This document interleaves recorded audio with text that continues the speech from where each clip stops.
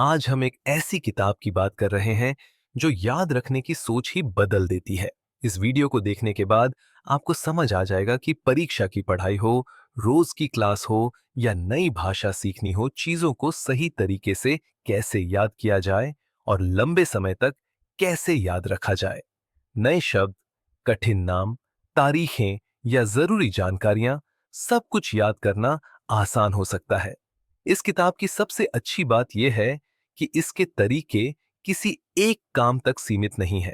आप इन्हें पढ़ाई, काम और रोजमर्रा की जिंदगी हर जगह इस्तेमाल कर सकते हैं। यह वीडियो एक टूल की तरह है जो आपको रटने के बजाय सीखने का तरीका सिखाता है। किताब के लेखक केविन बताते हैं कि बचपन में उन्हें लगता था कि उनका कोई भविष्य नहीं है। पढ़ना और लिखना उन्हें बोझ जैसा लगता था। उनका मन जल्दी भटक जाता था और जो कुछ भी सीखते थे वह याद नहीं रहता था। लेकिन 15 साल बाद वही इंसान एक ऐसा कारनामा करता है जिस पर दुनिया हैरान रह जाती है। उन्होंने पाई के 10,000 अंक याद कर लिए थे और कोई भी अंक किसी भी क्रम में पूछे वे तुरंत बता देते थे। जिस बच्चे के बारे में लोग सोचते थे कि वह शायद पास भी ना हो पाए, वही इंसान मेमोरी का मास्टर बन गया। केविन कहते हैं कि यह सब किसी चमत्कार से नहीं हुआ। उन्होंने एक बहुत जरूरी बात समझी, याददाश्त कोई जन्मजात तोहफा नहीं है, बल्कि एक सीखी जाने वाली कला है। इसका मतलब यह है कि अब आप ये कहना छोड़ सकते हैं कि मैं नाम याद रखने में कमजोर हूं या मेरी मेमोरी खराब है। आप खराब नहीं है, बस आपने कभी सही तरीका नहीं सीखा। इसी तरह यह मानना भी गलत है कि कुछ लोगों के पास फोटोग्राफिक मेमोरी होती है। ऐसी कोई खास मेमोरी नहीं होती। जो लोग बहुत अच्छा याद रखते हैं वे बस कुछ खास तरीकों का इस्तेमाल करते हैं, कई बार बिना जाने ही। हर तरीके की एक ही बुनियाद है, जानकारी को जिंदा बनाना। अक्सर ऐसा होता है कि हम कुछ पढ़ते रहते हैं और पेज के आखिर में पहुंचकर समझ आता है कि हमें कुछ भी याद नहीं है। ऐसा इसलिए होता है क्योंकि हमने पढ़ी हुई बातों को महसूस नहीं किया। लेकिन जब आप किसी कहानी को पढ़ते हुए उसे अपने दिमाग में फिल्म की तरह देख पाते हैं, तो आप कई पेज आगे जाकर भी याद रख पाते हैं कि क्या पढ़ा था, क्योंकि आपने अपनी कल्पना और रचनात्मकता का इस्तेमाल किया होता है। याद रखने के लिए भी यही करना होता है। चाहे किताब का पन्ना हो या बाजार की लिस्ट, जानकारी को जिंदा बनाइए। इसके लिए सबसे पहले उसे महसूस कीजिए, अपनी सारी इंद्रियों का इस्तेमाल कीजिए। मान लीजिए आपको एक संतरा याद रखना है, तो सिर्फ नाम मत सोचिए। उसके रंग को देखिए, उसकी खुशबू को महसूस कीजिए, उसके मीठे और हल्के खट्टे स्वाद की कल्पना कीजिए। दूसरा कदम है उसे थोड़ा बढ़ा चढ़ाकर सोचना। एक साधारण संतरे की जगह एक बहुत बड़ा अजीब सा संतरा सोचिए जो बोल भी सकता हो। अजीब और मजेदार चीजें दिमाग में जल्दी बैठती हैं। आखिरी बात है उसमें हरकत लाना। अगर वह संतरा बस पड़ा है तो वह उतना यादगार नहीं होगा, लेकिन अगर वह चल रहा है, उछल रहा है, बातें कर रहा है, तो उसे भूलना मुश्किल हो जाएगा। जैसे एक स्लाइड से ज्यादा यादगार फिल्म होती है, वैसे ही चलती फिरती तस्वीरें दिमाग में गहरी छाप छोड़ती हैं। यही तरीका है याददाश्त को मजबूत बनाने का, जानकारी को महसूस करना, उसे मजेदार बनाना और उसमें जान डाल देना। मतलब साफ है, अपने दिमाग में बनने वाली तस्वीरों को और ज्यादा साफ, मजेदार और असरदार बनाना। इन आसान नियमों का इस्तेमाल करके आप लगभग किसी भी चीज को याद रख सकते हैं। यहाँ जो भी तरीके सीखने वाले हैं वे तीन ही बातों पर टिके हैं: महसूस करना, बात को थोड़ा बढ़ा चढ़ाकर सोचना और उसमें जान डालना। अब एक आसान उदाहरण समझिए। मान लीजिए आप कोई विदेशी भाषा सीख रहे हैं, जैसे पुर्तगाली। आपको पता चला कि पुर्तगाली में पिता को पाई कहा जाता है। अब सोचिए, पाई शब्द आपको किस चीज की याद दिलाता है? सबसे आसान जवाब है खाने वाली पाई। अब अपने दिमाग में अपने पिता को एक बहुत बड़ा पाई का टुकड़ा खाते हुए देखिए। उस तस्वीर को थोड़ा मजेदार बनाइए, उसमें हरकत डालिए, भावनाएं जोड़िए। ऐसा करने पर यह शब्द आपको आसानी से याद रहेगा और जल्दी भूलेगा भी नहीं। असल में चीजों को बनाकर जोड़ना कोई नई बात नहीं है। आपका दिमाग पहले से ही ऐसा करता है। वह नई जानकारी को पुरानी जानी पहचानी चीजों से जोड़कर ही समझता है। आप यहां कुछ भी बनावटी नहीं कर रहे, बस अपने दिमाग के नेचुरल तरीके को और मजबूत कर रहे हैं। अब इन्हीं बातों को काम में लाने का एक तरीका समझते हैं। अपनी कार के बारे में सोचिए। अपनी कार को यादों का रास्ता बना लीजिए। सामने की नंबर प्लेट पर एक बड़ा सेब निचोड़ते हुए कल्पना कीजिए। फिर बोनट में एक गाजर घुसी हुई देखिए। अब दरवाजा खोलकर ड्राइवर सीट पर बैठिए। अरे, आप स्ट्रॉबेरी पर बैठ गए। कितनी गंदगी फैल गई। पैसेंजर सीट पर नजर डालते हैं तो वहां कोई ऐसा इंसान बैठा है जिसे आप पसंद नहीं करते। गुस्से में आप उस पर अंडे फेंकने लगते हैं। चिढ़कर आप बाहर निकलते हैं और देखते हैं कि कार की छत पर एक बहुत बड़ा संतरा रखा है। अचानक एक अजीब सी महक आती है। डिक्की खोलते हैं तो वह मछलियों से भरी है। साइलेंसर में ब्रोकली फंसी हुई है और टायर शकरकंद के बने हुए हैं। अब जरा सोचिए, क्या आप इन सब चीजों को याद रख पा रहे हैं? यही तरीका है। आपने महसूस किया, चीजों को बढ़ा चढ़ाकर सोचा और उनमें हरकत डाली। दरअसल आपने बिना मेहनत किए 8 ऐसी चीजें याद कर लीं जो दिमाग के लिए फायदेमंद है। साथ ही आपने बिखरी हुई जानकारी को एक क्रम में रख दिया, जिससे दिमाग उनके बीच रिश्ता बना सका। इसी तकनीक का इस्तेमाल आप शॉपिंग लिस्ट, देशों के नाम या किसी भी तरह की लिस्ट याद करने में कर सकते हैं। यह सिर्फ लिस्ट के लिए नहीं, प्रेजेंटेशन के लिए भी बहुत काम की है। मान लीजिए आपको कोई प्रेजेंटेशन देनी है। स्लाइड्स रटने या लंबा टेक्स्ट याद रखने के बजाय हर टॉपिक को एक तस्वीर से जोड़ दीजिए। जैसे बजट की बात करनी है तो उसे वॉलेट से जोड़िए और कल्पना कीजिए कि आप अपनी कार की डिक्की खोलते हैं और वहां आपका वॉलेट रखा है। हर टॉपिक की एक तस्वीर बनाकर उन्हें अपनी कार की इस मानसिक यात्रा में रख दीजिए। आपको सब कुछ सही क्रम में याद रहेगा। जरूरी नहीं कि आप सिर्फ कार ही इस्तेमाल करें। आप बस ट्रेन, रोज का रास्ता, दुकानें या यहां तक कि अपना शरीर भी इस्तेमाल कर सकते हैं। पैरों से शुरू करके घुटनों, छाती, हाथों और सिर तक चीजों को जोड़ते जाइए। अगर आपको शब्द याद रखने हैं तो अपने घर का एक कमरा चुन लीजिए। कल्पना कीजिए कि आप उस कमरे में घूम रहे हैं। रसोई की मेज पर खराब सोच वाला इंसान कूद रहा है। फ्रिज के दरवाजे पर आप अपनी जरूरी प्राथमिकताएं लिख रहे हैं और आखिर में चूल्हे के पास एक फिट और ताकतवर इंसान सलाद बना रहा है। इस तरह जब आप जानकारी को तस्वीरों, हरकत और भावनाओं से जोड़ते हैं तो याद रखना अपने आप आसान हो जाता है। एटीट्यूड, प्रायोरिटीज और हेल्थ, ये 3 ऐसी चाबियां हैं जिन पर ध्यान देंगे तो जिंदगी में आगे बढ़ना आसान हो जाएगा। आपने अभी इन्हें आसानी से याद किया क्योंकि आपने इन्हें तस्वीरों से जोड़ा।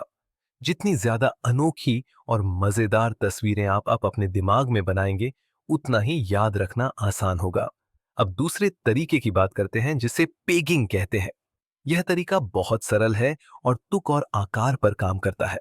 हमारा दिमाग तुक वाली चीजों को बहुत जल्दी पकड़ लेता है। इसी वजह से कहावतें और गानों के बोल आसानी से याद रह जाते हैं। आप इसी आदत का इस्तेमाल अपने फायदे के लिए कर सकते हैं। इस तरीके में आप किसी नंबर को ऐसे शब्द से जोड़ते हैं जो उससे मिलता जुलता सुनाई दे। जैसे इंग्लिश में टू शब्द शू से मिलता है।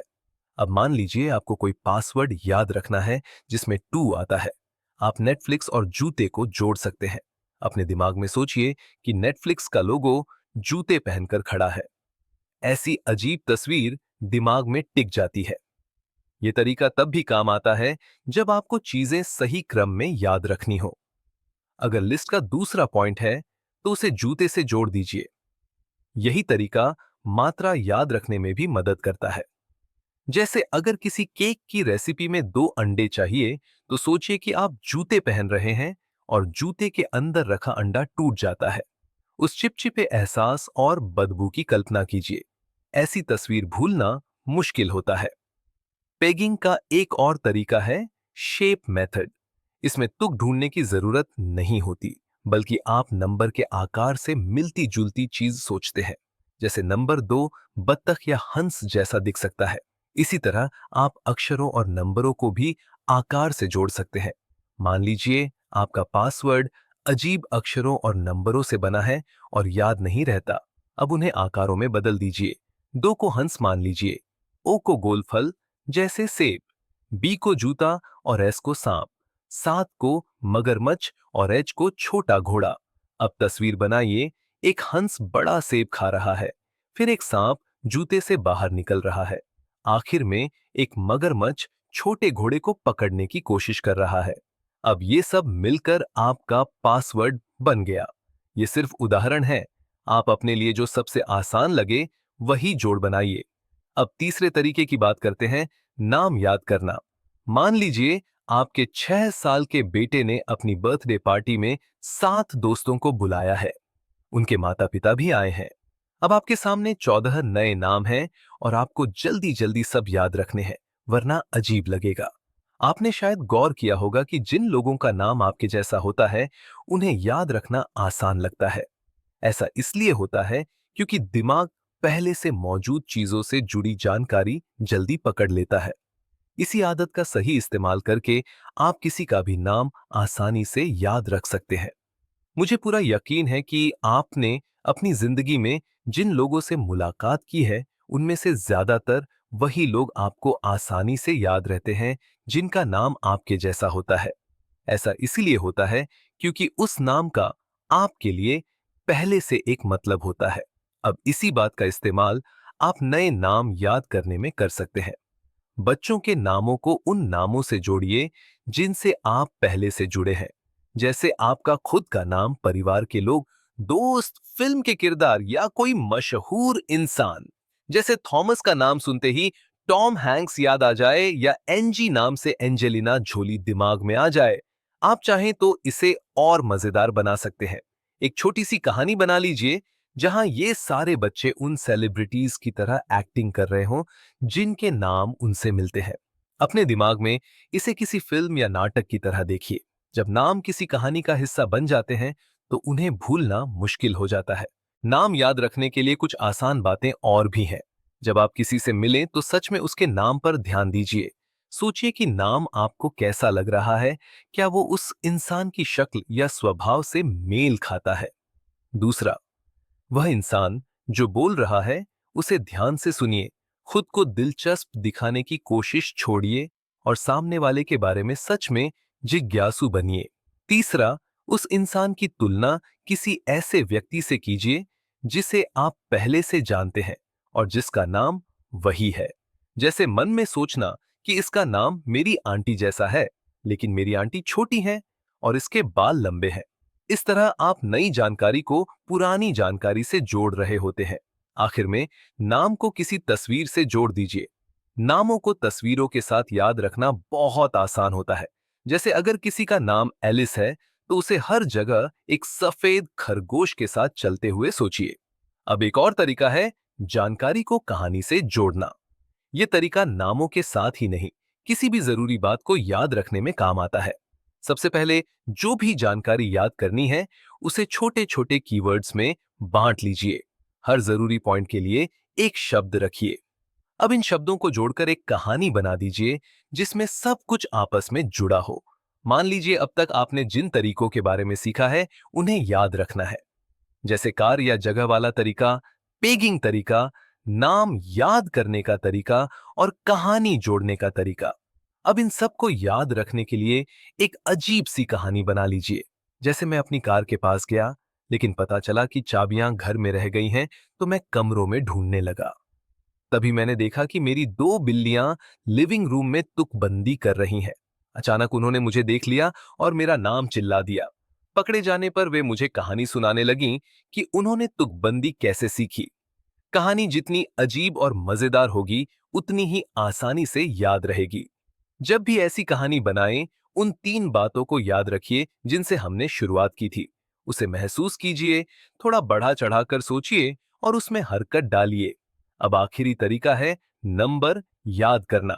लेखक जिस तरीके की बात करते हैं उसे समझना थोड़ा कठिन लग सकता है, लेकिन इस्तेमाल करना आसान है। इसका मूल विचार यह है कि हर नंबर को एक ऐसे अक्षर से जोड़ा जाए जो उसके आकार या आवाज से मिलता जुलता हो। जैसे अगर आप 3 को घुमाकर देखें तो वह एम जैसा लगता है, 2 को घुमाने पर वह एन जैसा दिखता है, यानी 2 की आवाज एन और 3 की आवाज एम से जुड़ जाती है। अब मान लीजिए आपको कोई फोन नंबर याद रखना है जिसमें 3 आता है, तो आप एम से शुरू होने वाला कोई शब्द सोच सकते हैं। इसी तरह हर नंबर को किसी अक्षर से जोड़िए और बीच के स्वर छोड़ दीजिए। इस तरह नंबर अपने आप शब्दों और तस्वीरों में बदलने लगते हैं, और जब नंबर कहानी या इमेज बन जाते हैं तो उन्हें याद रखना बहुत आसान हो जाता है। मान लीजिए आप मरी क्यूरी के बारे में पढ़ रहे हैं। वह नोबेल पुरस्कार जीतने वाली पहली महिला वैज्ञानिक थीं। अब आपको वह साल याद रखना है जब उनकी मृत्यु हुई थी, यानी 1934। पहले दो अंक 19 याद रखना आसान है, क्योंकि यह हाल का इतिहास है। अब बचे 34। हमने देखा कि 3 को एम की आवाज से जोड़ा जा सकता है और 4 को आर की आवाज से, यानी हमें एम और आर वाली ध्वनियों का कोई शब्द चाहिए। मैरी नाम में यही दोनों आवाजें हैं, एम और आर। हम हमेशा स्वरों को छोड़ देते हैं, इसलिए मैरी शब्द आपको 34 याद रखने में मदद कर देता है। यह संयोग जैसा लगता है, लेकिन आप किसी भी ऐसे शब्द का इस्तेमाल कर सकते हैं जिसमें वही ध्वनियां उसी क्रम में हो। छोटे नंबरों के साथ यह तरीका ठीक लगता है, लेकिन बड़े नंबरों में इसकी असली ताकत दिखती है। फोन नंबर, जरूरी डेटा, तारीखें, पते या पैसों की रकम, सबको अंकों की जगह शब्दों और वाक्यों में बदल दीजिए। जैसे ही नंबर कहानी बनते हैं, उन्हें याद रखना आसान हो जाता है। अब एक और तरीका है, जानकारी को चित्रों में बदलना और फिर उन चित्रों से एक कहानी जैसा डायग्राम बनाना। आप खुद ड्रॉ कर सकते हैं या इंटरनेट और मैगजीन से तस्वीरें लेकर कोलाज बना सकते हैं। अगर आपको किसी कठिन जानकारी को याद करने में परेशानी हो रही है, जैसे स्कूल या काम की प्रेजेंटेशन का डेटा, तो यहां बताए गए तरीकों में से कुछ चुनिए और पूरे कंटेंट को एक इमेज डायग्राम में बदल दीजिए। उसे प्रिंट करके प्रेजेंटेशन से कुछ दिन पहले फ्रिज या कमरे की दीवार पर लगा दीजिए। रोज रोज देखने से दिमाग अपने आप उसे पकड़ लेता है। उदाहरण के लिए, पीरियोडिक टेबल के पहले 10 एलिमेंट्स याद करने के लिए एक आर्ट डायग्राम बनाया जा सकता है। Hydrogen, helium, lithium, beryllium, boron, carbon, nitrogen, oxygen, fluorine और नियॉन। हर नाम को किसी जानी पहचानी चीज से जोड़ दिया जाता है, ताकि तस्वीर देखते ही नाम याद आ जाए। जब शब्द और चित्र जुड़ते हैं तो याददाश्त मजबूत हो जाती है।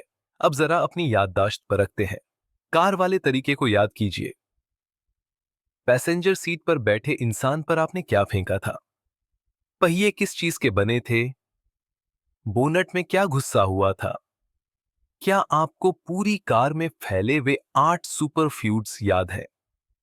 जवाब है सेब, गाजर, स्ट्रॉबेरी, अंडे,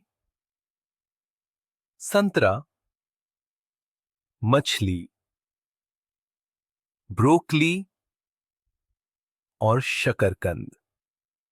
अगर आपको ये अब भी याद है तो समझ लीजिए कि तरीका काम कर गया। देखने के लिए धन्यवाद।